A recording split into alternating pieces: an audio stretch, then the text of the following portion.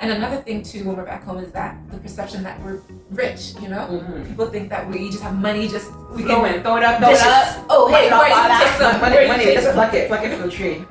And I think that one thing I say is that it lies with us.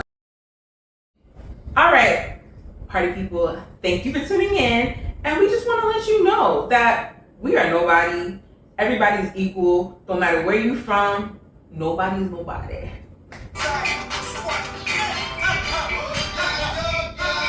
Oh yeah.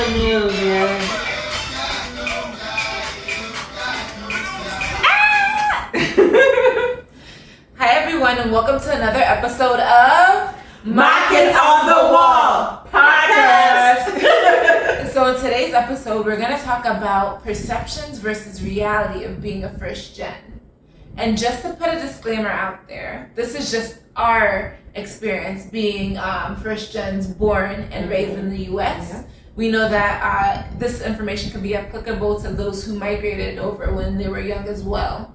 But just take everything with a grain of salt because it's just our experience. Maybe you had similar experience or different.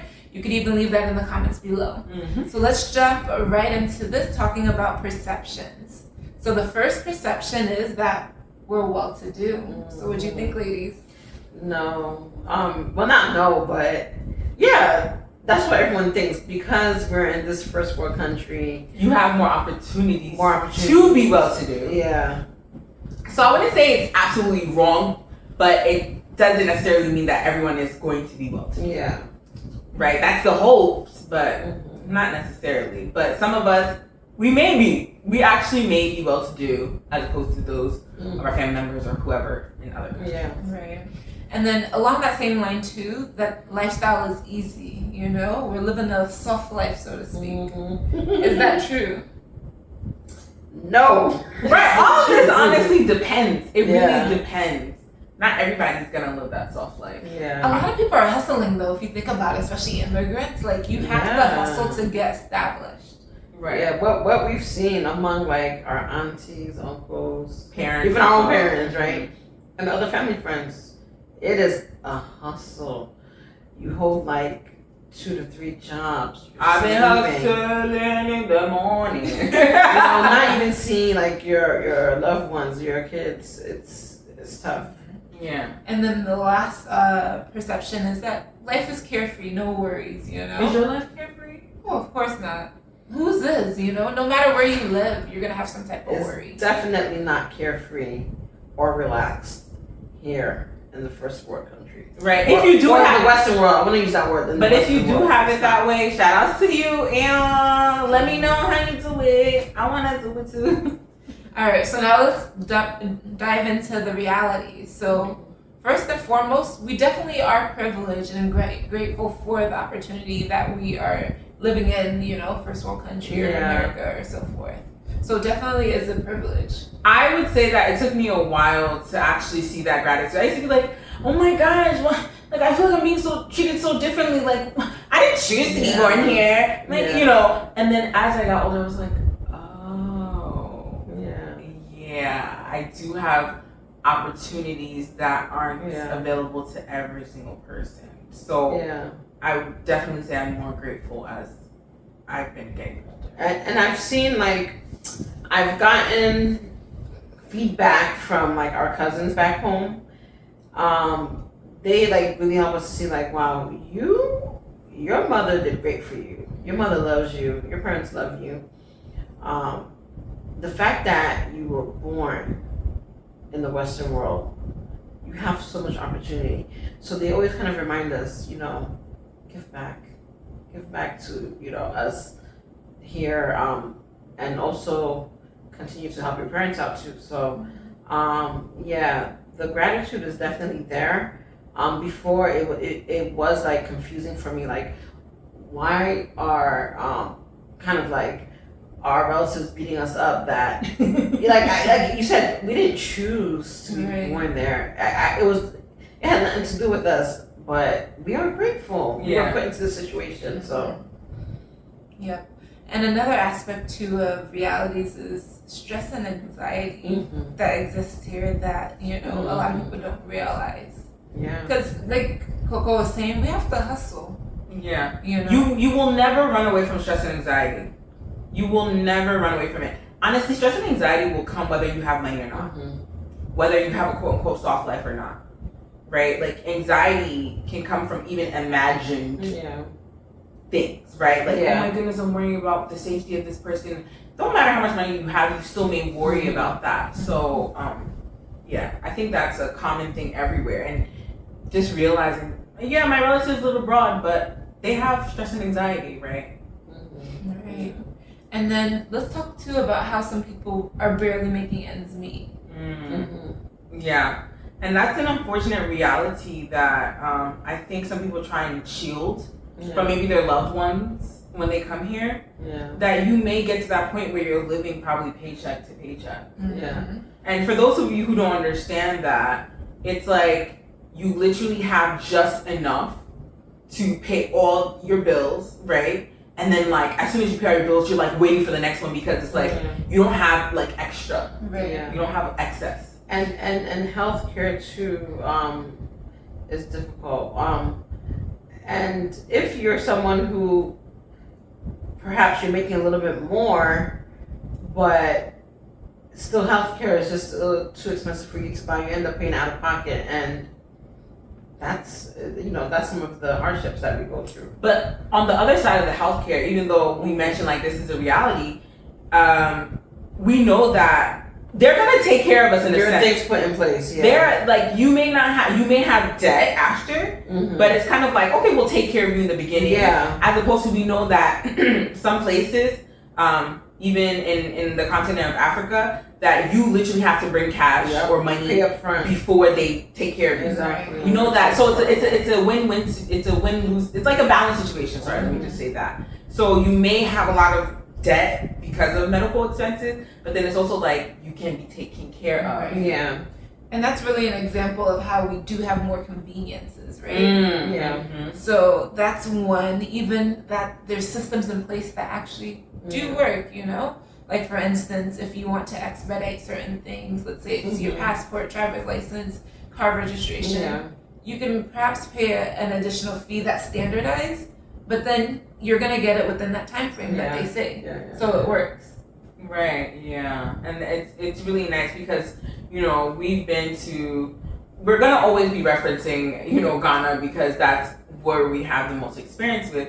But, you know, we do understand that there are times where a person may go for a service and they assumed or thought that it's supposed to be this, even if the procedure may outline this is how long it's gonna take, but then you're like a month later, what's going on? So we're thankful for that. I'm really grateful for that we have those conveniences here. And the infrastructure is actually a convenience. Having infrastructure. I'm not gonna say all the roads are perfect or everything's perfect. We have potholes.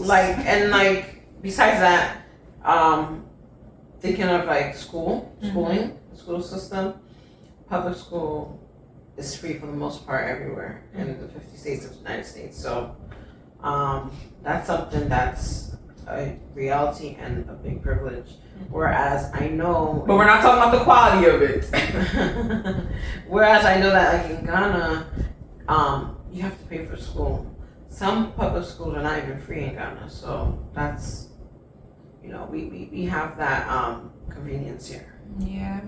So now let's talk about going back home. So what does it feel like when we go back home, ladies? Joy. It's pure joy. It is. I tell you guys, like every time I get off the plane, get into the airport, customs, and then like come out and, you know, get that warm.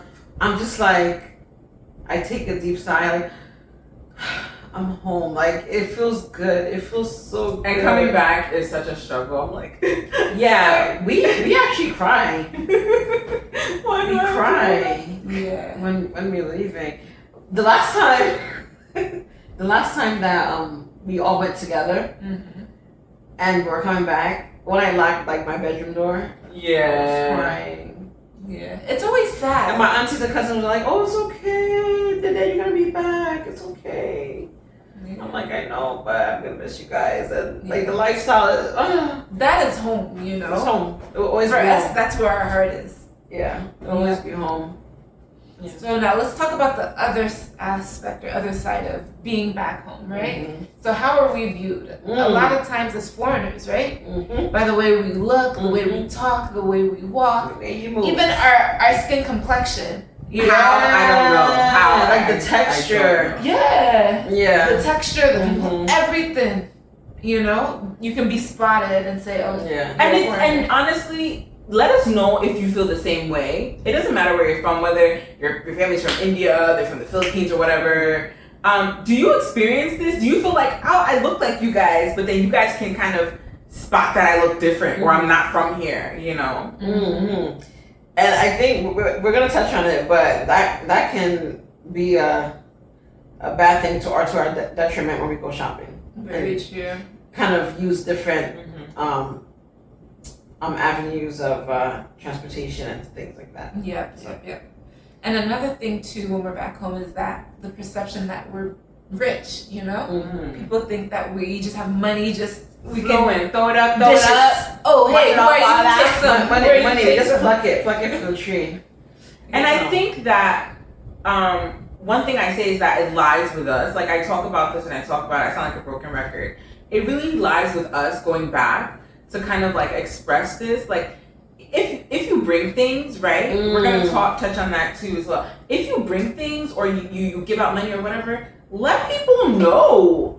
I didn't just like buy this in one sitting and just like, you know, some of us, we literally like, if I know I'm traveling, I will start months in advance buying little by little. Like, you know what I'm saying? Because like, I don't have money to just buy everything for everybody and just, you know, so like expressing that and then just being real. Like, don't act like the money was just sitting there. You just gotta, you have to save for this trip. Yeah. At least I did. I don't know. I almost feel like, you know, like now I have like so many kids, right? And I'm actually not working, you know. I'm grateful to have. You are working. You have a job. That's I have a job. I'm a homemaker. Yes, that's true. But like, I'm not bringing physical money into the household, right? My husband's the breadwinner for now. But like, it's hard to like every time you go back, you have like literally hundreds of relatives, aunties, uncles, cousins, whatever, right, and in-laws. And like, can you imagine having to give money or gifts to each person? Your pockets will be It's too much. empty. Like, I honestly don't think that the next time I go back home, I'm gonna get anything for everyone. So, For, you know, like seriously. but let's talk about that a little bit more. Okay. Should there be that expectation though? What do you think, Mama? For me, I think the way I would do it is I would be strategic about it and say, okay, this trip, yes, giving makes me feel good, you know? So I would want to give, but give according to my means, but to select individuals. Then the next trip, okay, I didn't give to you, so I love this lady. Like, you know, that's she's how so I would do sweet. it because giving makes us feel good. Yeah, but at the same time, you have to do it within your means. Don't go kill yourself or, you know, work 5,000 jobs just to be able to go back and give. And some people, you know, they don't even want to go back until they have a certain amount of money. Oh, that's something that prevents people from going back. They don't have enough money. Wait. For gifts, not even just for tickets. And you, because you bring those gifts, how do you get treated? Oh, very nice. They want to do everything for you. Oh, don't touch that. Oh, you need this. Come on. Like, thank you. And it's nice. It's like, I actually like the help, but it's like, but you're is also this like coming at a cost? something. Yeah. Like, Is this assistance coming at a call? But of course, we know our family loves us. And Absolutely. we love them, you know, it's genuine. And even if we had nothing, I'm sure we will still be taken care of. Definitely. Absolutely. We have a really kind, wonderful family. Shout out to you guys. We love you. We do. Yes. Yeah, so it's just one thing that I think it needs to be discussed. That's why we're bringing it up about this gift giving and how it shouldn't really hold people back that are abroad to go back home. Yeah. You know? So if that's you and you're Yeah. waiting to go back because of gifts, just go. You You are the greatest gift that you could bring. Your present. No, is a present. I get that a lot. Oh, you know, like someone maybe like a high schooler or someone who's like even grown, they come and like, I can't go back until I make some amount of money so I can go back with something. Go back. Go back. Just the fact that you were able you were even able to come here and just start doing something is enough. You go back home, you explain things to them, they'll know, they'll understand. Mm-hmm. And then on the other side too, those back home, just no expectation, right? The only expectation is to see your loved ones in their presence. That's it. But let it not be like misunderstood. If you need help, ask for help. Like no, seriously, like how it's not like oh you're sitting here starving and then we're like don't ask for any help. Oh no, like come on, like we gotta be balanced here. Like let's not go crazy. There's like so much that I want to talk about because like sometimes I feel like family back home will do the bare minimum. They wouldn't even try to make something for themselves because they know they have someone in abroad, right, in the Western world. I think that's another video. That's a whole nother topic. We're talking today about how we're perceived. Yeah. But So there's a lot. There's a lot to unpack and dispel. Yeah. And then the last bit that we wanted to touch upon is just, being exploited when we go shopping or with taxis and things like slight that. exploitation is not going. That we're using that word loosely, okay? Yes. Yes. Have you ever been? Oh, I remember our trips going to Ghana. They told us not to talk. They told us not to talk. They said stand back. And then they go negotiate. Because when we stand there, or if we go and talk, sky high price this. Mm-hmm. You're like, wait, that's not the right price.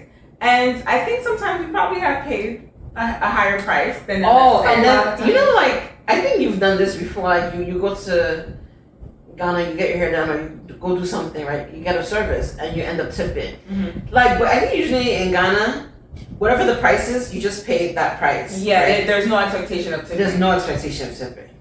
Mm. I think in Europe too. But no, Europe. So I think it's America we tip. Okay. Because Europe, I heard that you go to like places like Italy and they're like, why are you tipping me? Mm-hmm. Yeah. It's because we need to pay people better. So Yeah. we can stop tipping here. But I guess, That's neither here nor there. Yeah. Yeah. But there's been several times where we're trying to bargain down while we're shopping. Mm-hmm. We feel good, like we bargained. Right. And then we go back and tell someone how much you paid. They're like, no, you still got gypped. But you know what? I think another thing we have to understand is that, to bring context to this, is that in our country that we're specifically talking about, and I'm pretty sure some other countries may experience this, sometimes you go to places or markets where there are no listed price, right? So this is a situation where there's no price listed and you are trying to pay for a good or service. Like there's nothing listed. So it's not like you're referencing and they're switching the board. No. There's nothing listed and you just have to go in there hoping that you are asking for the right price. But you know one thing I want to say? In certain situations, even if the price is not the price that locals will pay, if I feel like it's not a heavy burden on me, I'll pay it. You guys do that? That's nice. Yeah. I'll pay it. But I do still try to bargain down. Right. And then I will still tip. Like, even though I know that in Ghana that they don't expect tips, I still tip. Right. So sometimes that tip might bring them back to what they said they wanted, but you just feel good knowing that you bargained. And it's actually interesting that we're talking about that because here we don't bargain. Mm-hmm. We don't. It's fixed. You know what? Actually, I have bargained. Well, it depends. At the mechanic. Please. At the mechanic. Once in a while, yeah. Even Like when we were a mom getting and pop for the boys. Oh, yeah. I only got $10 off, but I felt good afterwards. Yes. Yeah, I think bargaining makes us feel good.